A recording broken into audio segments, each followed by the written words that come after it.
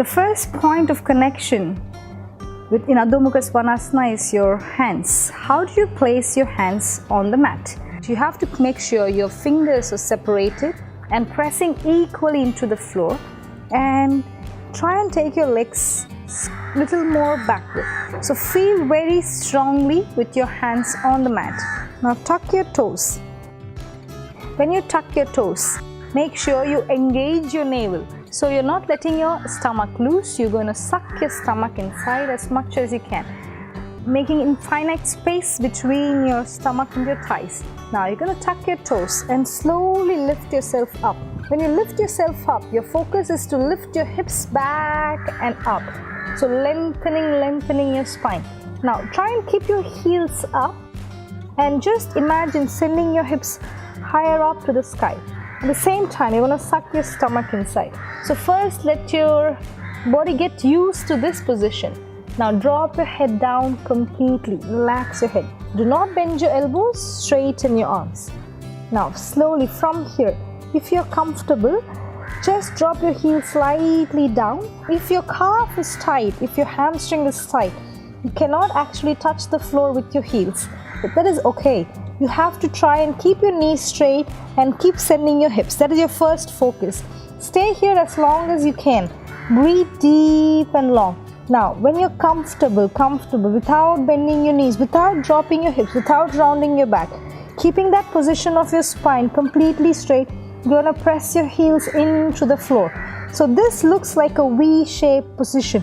So don't squeeze your arms to your ears. Try and rotate your shoulders slightly outside and drop your head completely relaxed in.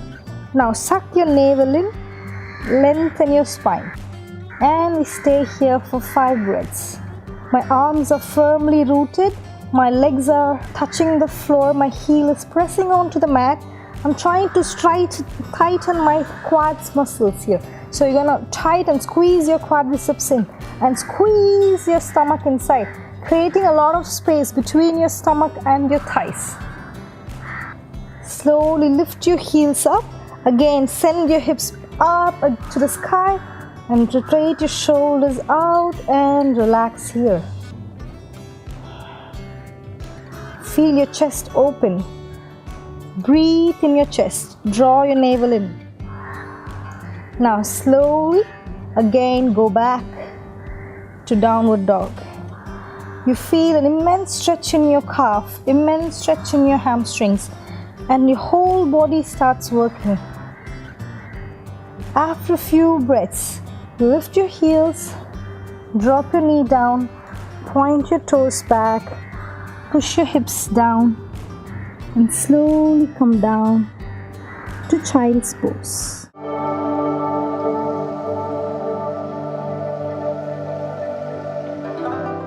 Begin with Sarvangasana. Again, lie down comfortably on your back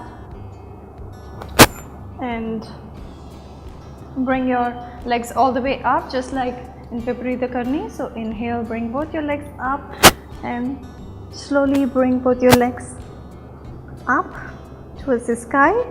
So let me show you the difference here. So for Viparita Karni, your hips were way too lower, just like this.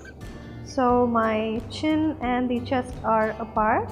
And for Sarvangasana, the actual shoulder stand, you push your hips all the way forward and bring your chest closer to your chin and elongate the lower part of your body, creating nice inversion. So your blood is inverted here. Just keep your breath normal and hold the posture for as long as you can, strengthening your shoulders here. Hold it for 5, 4, 3, 2, 1, and to release, gently bend your knees and bring yourself down.